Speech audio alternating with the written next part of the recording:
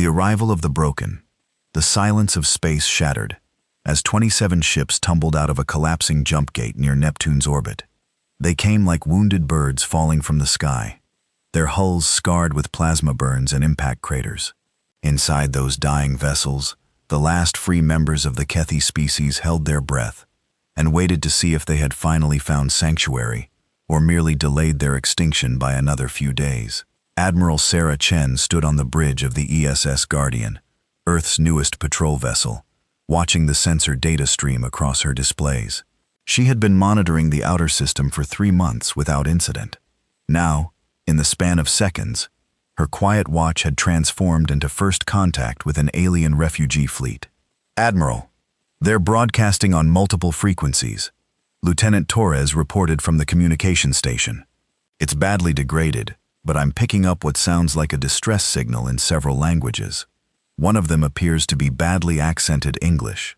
Chen moved closer to the main view screen, where the alien ships hung against the starfield like broken ornaments. Their design was unlike anything in Earth's databases. Smooth organic curves mixed with crystalline structures that caught and reflected light and unusual patterns. Beautiful even in their damaged state. "Open a channel," Chen ordered. "Let's hear what they have to say." The view screen flickered and resolved into the image of a being that made Chen's breath catch. The Cathari ambassador was humanoid in basic shape, but covered in iridescent scales that shifted from blue to green as she moved. Her eyes were large and golden, with vertical pupils that dilated as she stared at the camera. When she spoke, her voice carried exhaustion that transcended species. "I am Ambassador Thin of the Catherine Republic, or what remains of it," she began, her English careful but clear. "We mean no harm to your world or your people. We are survivors, nothing more. For 5 cycles, we have run from the Hegemony Collective. They destroyed our home world when we refused to surrender our freedom. They hunted us across 12 systems. We have lost everything except these few ships, and the 20,000 souls aboard them." Then paused, and Chen could see her struggling to maintain composure. The scales on her face had dulled to a muddy brown color that Chen somehow understood meant deep distress. "We studied your broadcasts as we approached," then continued. "We know Earth is young to space travel. We know you have no obligation to help us, but we are desperate. Our engines are failing. Our food supplies are nearly gone. Half our people are sick or injured. We ask only for temporary shelter, a place to rest and repair before we continue running. We will share what little technology we can offer as payment. Please, we have nowhere else to go." The transmission ended, leaving Chen's bridge in silence. Every officer was looking at her, waiting for orders. Chen knew this moment would define not just her career, but possibly humanity's future among the stars. First contact protocols were clear about quarantine and assessment, but those protocols hadn't been written with dying refugees in mind. "Lieutenant Torres, connect me with Earth Command," Chen said. "Priority 1, and dispatch our medical frigate to standby. Whatever Earth decides, those people need help." The debate on Earth lasted 18 hours in government buildings, from Beijing to Washington, from London to New Delhi. Leaders argued about the risks and responsibilities. Some feared bringing an alien conflict to Earth's doorstep. Others worried about diseases or technological incompatibilities. But louder voices spoke of humanity's moral obligations and the opportunity to define what kind of species humans would be among the stars. Resident Elena Rodriguez cast the deciding vote in the United Nations emergency session. "Throughout our history," she said, standing before the assembly, "humanity's greatest moments have come when we chose compassion over fear, when we chose to help rather than turn away. Today we have the chance to show the universe who we really are. I vote yes." The vote was unanimous within minutes. When Admiral Chen delivered the news to Ambassador Thren, the Cathari leader's scales flashed through a rainbow of colors before settling on a warm gold. She made a gesture that Chen would later learn was the Cathari equivalent of crying. "You have saved us," then whispered. "How can we ever repay such kindness?" "You don't," Chen replied simply. "You just pass it on someday when you can." What followed exceeded every expectation the Cathari had dared to hold. Earth didn't just offer them a place to dock their ships. Within hours of the decision, Humanity mobilized on a scale typically reserved for natural disasters or war efforts. But this time, the mobilization was for creation, not destruction. Cargo ships launched from Earth's orbital stations, their holds packed with food, medical supplies, and construction equipment. Engineers who had been designing Mars habitat suddenly found their blueprints being modified for Cathari physiology. Doctors and xenobiologists worked through the night studying the medical data thread provided, developing treatment protocols for injuries and illnesses they had never seen before. Luna Colony 7 had been humanity's most ambitious construction project, a massive dome crater on the far side of the moon. It was meant to house 100,000 human colonists. The project had stalled 5 years ago due to budget constraints, leaving it 3/4 complete but empty. Now, in humanity's first act of interstellar kindness, Earth's governments unanimously voted to give it to the Cathari. Captain Michael Harrison led the construction crew that would make Luna 7 habitable for its new residents. He met Ambassador Thren in person when she came aboard the human station to coordinate the modifications. The Cathari was taller than she had appeared on screen, nearly 7 feet, and moved with a fluid grace, despite her obvious exhaustion. Captain Harrison then said, studying the habitat blueprints, "This structure is magnificent, but surely your people need it for themselves." Harrison shrugged with a smile. "We've got a whole planet down there, Ambassador. You need this more than we do right now. Besides, my crews have been itching for a real challenge, retrofitting this place for your people. That's the kind of project engineers dream about." Over the following weeks, Harrison's crews worked miracles. They discovered that Cathari needed higher humidity than humans, so they installed atmospheric processors throughout the colony. When they learned that Catherine were sensitive to certain light spectrums, they replaced every lighting fixture with adjustable arrays. The Cathari young needed specific minerals in their water that were toxic to humans, so the engineers built separate water treatment facilities. But it wasn't just the practical modifications that touched the Curie. Human crews installed art galleries for the Cathar cultural treasures that had survived their exodus. They built gardens with earth plants that happened to thrive in the same conditions the Cathari preferred. They even constructed what Harrison called memory walls, where the Cathari could mount displays about their lost homeworld. Dr. James Park led the medical relief efforts. He worked directly with Cathari healers, learning their biology with the enthusiasm of a student. When he discovered that a common Earth antibiotic could be modified to treat a respiratory infection, killing Cathari children, he had Earth's pharmaceutical companies producing it within days. No patents, no profits, just help freely given. "Your people are remarkable," Thren told Park one day as they watched human and Cathari medical staff working side by side. "We have encountered 12 spacefaring species in our travels. None would have done what you were doing." Park looked uncomfortable with the praise. "We just remember what it's like to be desperate," he said quietly. "Human history is full of times when people needed help. We learned that sometimes the only thing that matters is being kind." The Cathari refugees began moving into Luna 7 after 6 weeks of modifications. For the first time in 5 years, they had homes instead of cramped ship quarters. Children who had never known anything but recycled air and metal walls suddenly had parks to play in. Artists who had thought they would never create again found human-supplied materials waiting for them. The integration wasn't without challenges. Catharian humans had different social customs that sometimes caused confusion. The Cathar's natural bioluminescence interfered with some human equipment. Their music, which used frequencies humans couldn't hear, required special dampening fields to prevent headaches among human workers. But for every problem, humans and Cathari worked together to find solutions. Human children and Cathari young played together in specially designed playgrounds. Human chefs learned to prepare Cathari cuisine, while Cathari artists taught humans their light sculpture techniques. Luna 7 became not just a refugee camp, but a thriving colony where 2 species learned to live in harmony. Ambassador Thren stood with Admiral Chen in the observation deck of Luna 7, looking down at Earth below. The blue marble hung in space, peaceful and beautiful. "Your world is precious," then said softly. "We had something similar once. Blue oceans, green forests, clouds that painted patterns across the sky. You'll have that again," Chen replied. Maybe not the same world, but someday, somewhere, the Catherine will have a home that's truly yours. Then scales shifted to a deep purple shade that Chen had learned meant profound gratitude. You have given us more than shelter, Admiral. You have given us hope. But I fear we have also brought danger to your door. The hegemony does not forgive. They do not forget. They will come. Chen nodded slowly. She had been expecting this conversation. We know. Our long-range sensors have detected unusual subspace signatures moving in this direction. Earth's governments have been quietly preparing.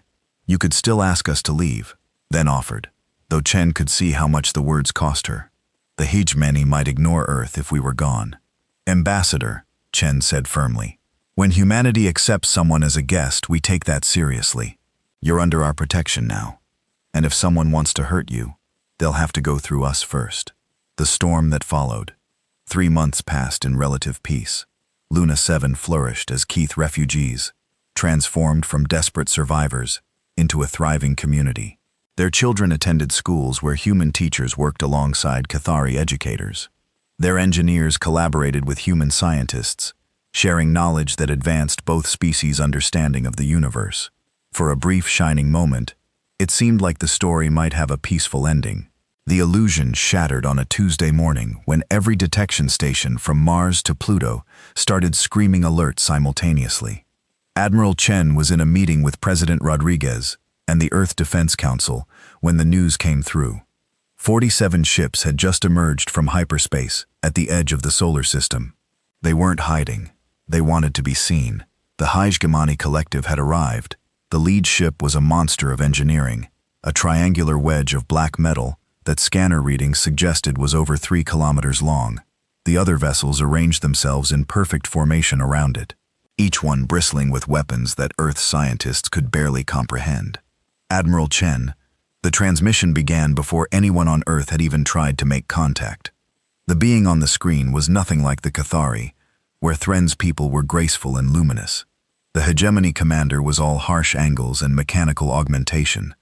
Half its face was replaced with cybernetic implants that glowed a sickly red. I am Executive Voss of the Hegemony Collective, it said in perfect English. Having apparently monitored Earth's communications, you are harboring fugitives from hegemony justice, the Cathar rebels who refused the unity we offered. They destroyed hegemony property and killed hegemony citizens in their selfish bid for independence. Return them to us immediately, and Earth will be spared any consequences for your ignorance of their crimes. Chen stood straighter, knowing this moment was being broadcast to every major Earth government. Executor Voss. I am Admiral Sarah Chen of Earth Defense Command. The Cathari have requested and been granted asylum on humanitarian grounds. They are under Earth's protection. The cybernetic parts of Voss's face rearranged into what might have been surprise. You are a level 2 civilization at best. You have 43 military vessels in your entire system. We have brought 47, each one capable of destroying your primitive ships without effort. You would risk your entire species for strangers. Yes, Chen said simply. The single word seemed to break something in Voss's understanding. The executive leaned forward, its organic eye narrowing. You have 12 hours to reconsider.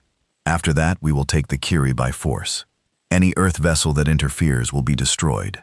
The transmission cut off, leaving Earth's leadership in tense silence.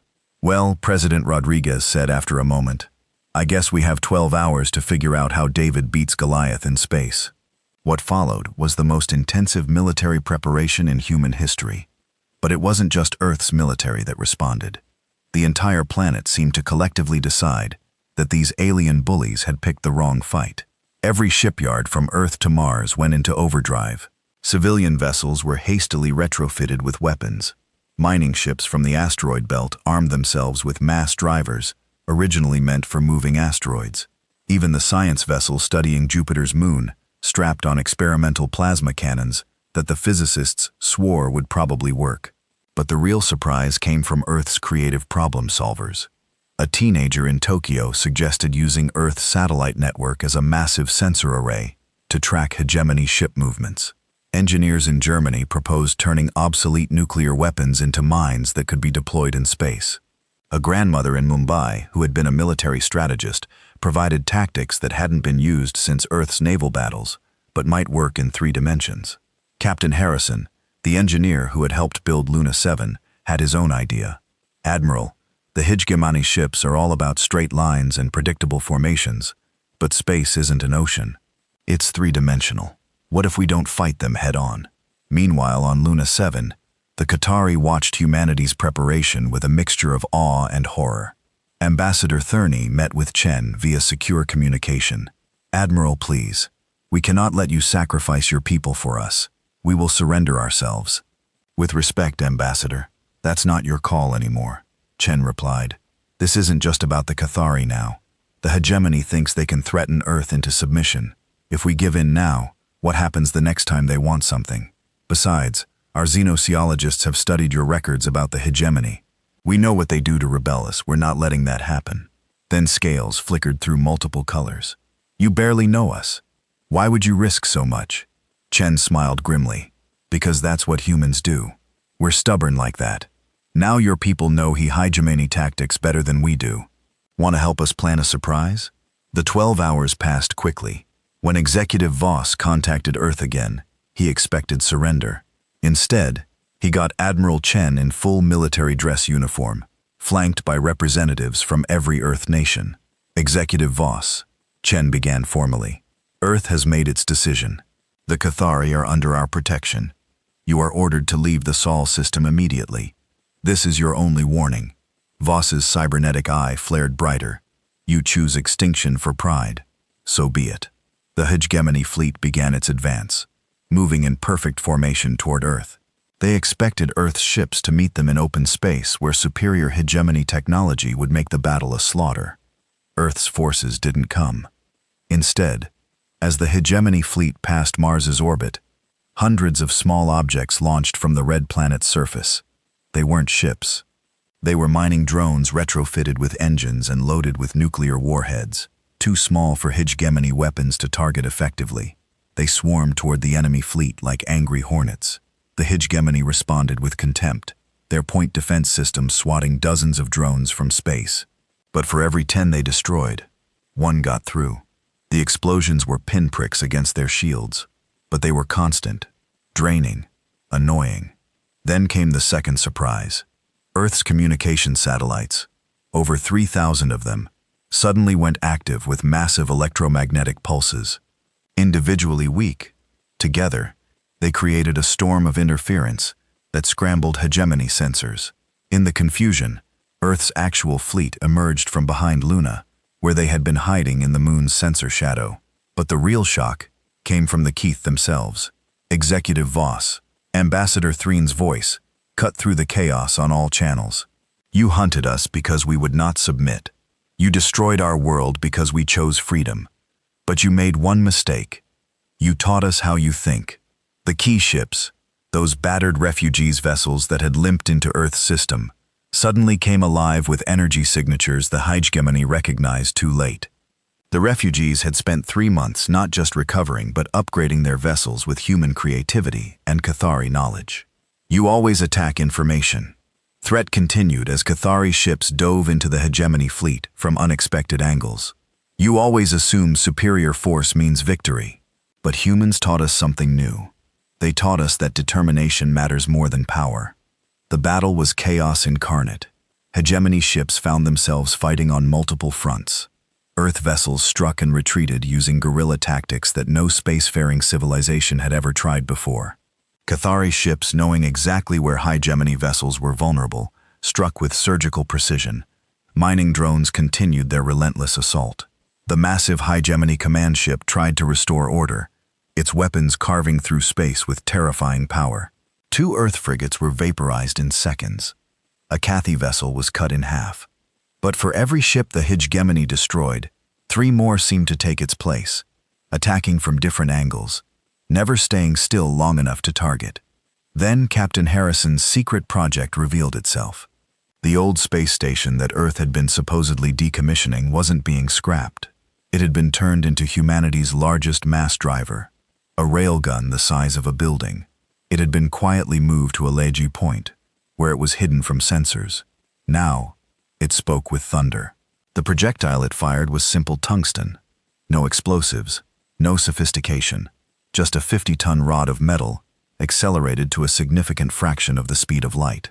The Hegemony command ship's shields were designed for energy weapons and missiles. They were not designed for pure kinetic impact. The rod punched through the command ship's shields like tissue paper, entering near the bow and exiting through the engines. Secondary explosions rippled through the vessel as systems failed catastrophically. Executor Voss. Admiral Chen's voice rang out across all channels. Your command ship is crippled. Half your fleet is damaged or destroyed. You have lost. Withdraw now, and we will allow you to collect your survivors. Continue fighting, and we will finish what you started. For a long moment, space held its breath. Then slowly, the remaining hegemony ships began to pull back. They collected escape pods from destroyed vessels, maintaining defensive formations but no longer attacking. Executor Voss appeared on screen one final time. Half his cybernetic face was sparking, and his organic eye showed something that might have been respect. You are not what we calculated, he said to Chen. The collective will remember this. Good, Chen replied. Remember that Earth protects those under its care. Remember that humanity doesn't abandon its friends. And remember that we're just getting started out here. The Hegemony fleet limped out of the solar system, leaving behind the wreckage of a battle that would echo across the galaxy. The impossible had happened. A Level 2 civilization had defeated a significant hegemony force. In the aftermath, as Earth's ships returned and damages were assessed, Ambassador Thane stood with Admiral Chen aboard the Guardian, looking out at the debris field that marked humanity's first interstellar battle. 17 human ships lost, Chen said quietly. 342 brave souls who died protecting strangers. Not strangers, Thren corrected, her scales shifting to deep blue of mourning. Family, that is what your people have taught us. When someone stands with you against the darkness, they become family. Earth's victory sent shockwaves through known space. Within months, 3 other species seeking refuge from various threats approached Earth for protection. The young world that had barely reached the stars had announced itself as a power that valued justice over fear, compassion over calculation. Luna 7 became a symbol of something new in the galaxy. Humans and Cathari, working together, had achieved something neither could have done alone. Their children grew up together, learning each other's languages and customs. Their scientists collaborated on technologies that merged human creativity with Catherine knowledge. 5 years later, when the Cathari had recovered enough to stand on their own, Ambassador Then made an announcement that surprised no one who had been watching. We have been offered worlds by other species, places where the Cathari could rebuild in isolation, she said at a joint Earth-Cathari Council meeting. But Earth gave us more than shelter. You gave us hope. You gave us family. You showed us that strength comes not from standing alone, but from standing together. If Earth will have us, the Cathari would like to make the Sol system our permanent home. The vote was unanimous. In the archives of galactic history, scholars would mark this moment as the beginning of the Terran Alliance, a partnership that would eventually grow to challenge the old orders of power. But for the humans and Cathari celebrating in Luna 7 that night, it was simpler than that. They were home, they were family, and they were ready to face whatever the universe threw at them next together. As Admiral Chen wrote in her personal log that night, today, humanity learned something important. We're not alone in the universe. More importantly, we don't have to be. When we asked the stars for neighbors, they sent us the Cathari. When the Cathar asked for shelter, we gave them family. And when the universe tried to tear us apart, we stood together and said, no, this is just the beginning. Outside her window, Earth turned in its ancient rotation, unaware that it had become something new, a beacon of hope in a galaxy that had forgotten what hope looked like.